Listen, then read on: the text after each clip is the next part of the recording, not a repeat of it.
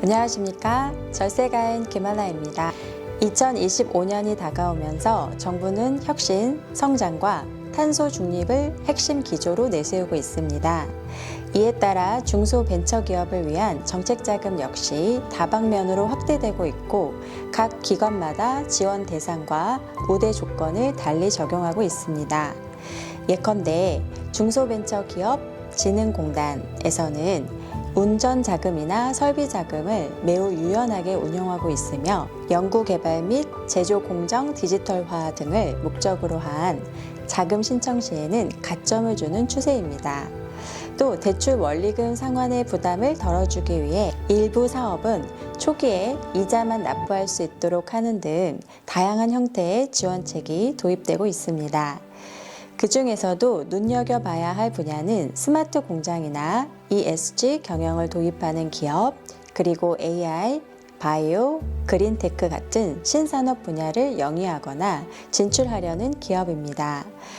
정부가 미래 성장 동력으로 삼고 있는 이 영역의 기업들은 정책 자금을 통해 금리 우대나 보증 우대, 세제 혜택 등의 종합적 지원을 받을 수 있습니다. 예를 들어 최근 확대되고 있는 그린 디지털 분야 융자 사업은 시설 투자비나 인력 채용비의 일부를 저금리로 조달할 수 있게 해주어 초기 투자 부담을 크게 낮추고 있습니다. 게다가 기술보증기금과 신용보증기금 역시 정부 정책 우선순위에 맞춰 보증심사 기준을 조금씩 변경하고 있습니다. 과거에는 담보력과 재무제표 중심으로 심사를 했다면 이제는 기업이 보유한 핵심 기술력, 지속 가능성, 그리고 친환경 프로젝트 진행 여부 등을 종합적으로 평가하고 있습니다. 예를 들어 탄소 저감 기술을 확보한 제조 스타트업이라면 재무 구조가 조금 취약해도 우대 보증을 받을 가능성이 높아집니다. 여기에 더해 창업진흥원이나 벤처투자 기관들도 새롭게 나타나는 시장 수요에 맞춰 창업 벤처 지원금을 내놓고 있는데요.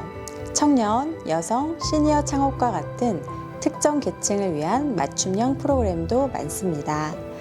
창업진흥원에서는 주로 시제품 제작, 시장 검증, 판로 개척 같은 사업화 과정을 지원하고 벤처투자기관은 정부 펀드와 민간 자금을 매칭해 투자형 지원을 제공하기도 합니다.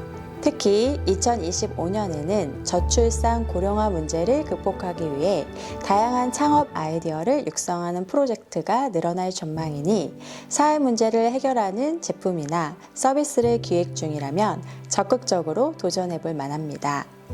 정책 자금을 신청할 때 핵심은 서류 준비와 사업계획서 완성도입니다.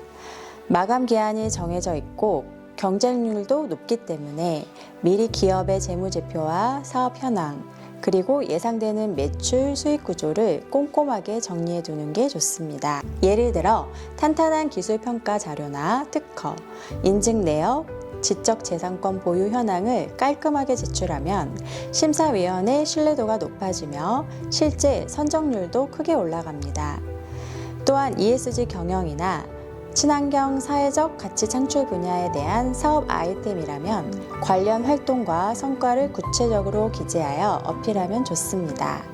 결국 정책 자금을 어떻게 활용하냐에 따라 기업의 성장 속도가 달라지고 이는 결국 시장에서의 경쟁력으로 이어지게 됩니다.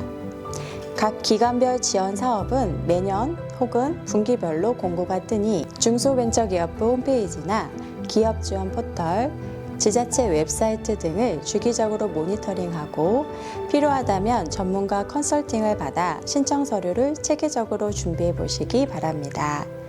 이렇게 한 발 앞서서 준비한다면 2025년에 발표될 새로운 정책 자금 트렌드를 누구보다 빠르게 선점할 수 있을 거라 믿습니다.